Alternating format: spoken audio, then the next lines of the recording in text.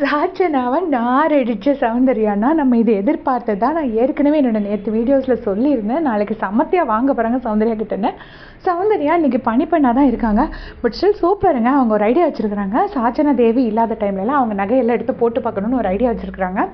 So இப்போ என்ன பண்ண போகிறாங்கன்னா, சாச்சனாக்கு ஒரு பாட்டு எழுதியிருக்காங்க. அதாவது சாச்சம்மா தேவி பயங்கர நடையில் வேகமும் சாப்பாட்டில் விவேகமும் இருக்கிறவங்க. கரெக்டாக எனக்கு அந்த கவிதையை சொல்ல முடியல. நடையில் வேகமும் சாப்பாட்டில் விவேகமும் இருக்குது அவங்களுக்கு. அதுக்கப்புறம் மக்கள் அவங்க எதிர்பார்க்கறது ராணியோட அக்கறை. ஆனால் எங்கள் ராணிக்கு பிடிச்சதோ சர்க்கரை அப்படின்னு சொல்லிட்டு எங்கள் இனிப்பு இளஞ்செல்வி சாச்சம்மா தேவி வாழ்கன்னு இந்த பாட்டு சொன்னோன்னே சாச்சனா டென்ஷன் ஆகிருக்காங்க போல இருக்கு.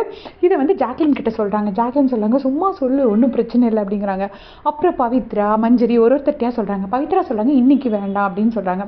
ஆனால் பரவாயில்லைங்க, மஞ்சரி வந்து என்கரேஜ் பண்ணுறாங்க. உண்மை தானே, ஆல்ரெடி சாச்சனா குயின்.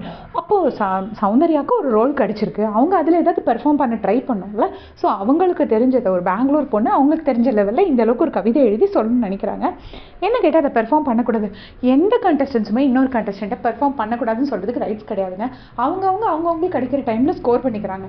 மற்றவங்க பண்ணும்போது இன்றைக்கி பண்ணாதான், இன்றைக்கி தான் முடிச்சிட்டு விடா, நாளைக்கு பண்ணு, நாளை கழிச்சு பண்ணு அப்படின்னு சொல்கிறது வந்து என்னை பொறுத்தளவில் கரெக்ட் கிடையாது. ஸோ எல்லாருமே கேர்ள்ஸ் வேணாம்னு சொன்னாலும் மஞ்சள் வந்து கொஞ்சம் சப்போர்ட் பண்ணுறாங்க. ஸோ சௌந்தர்யாவை அதை சொல்லி முடிச்சுட்டாங்க.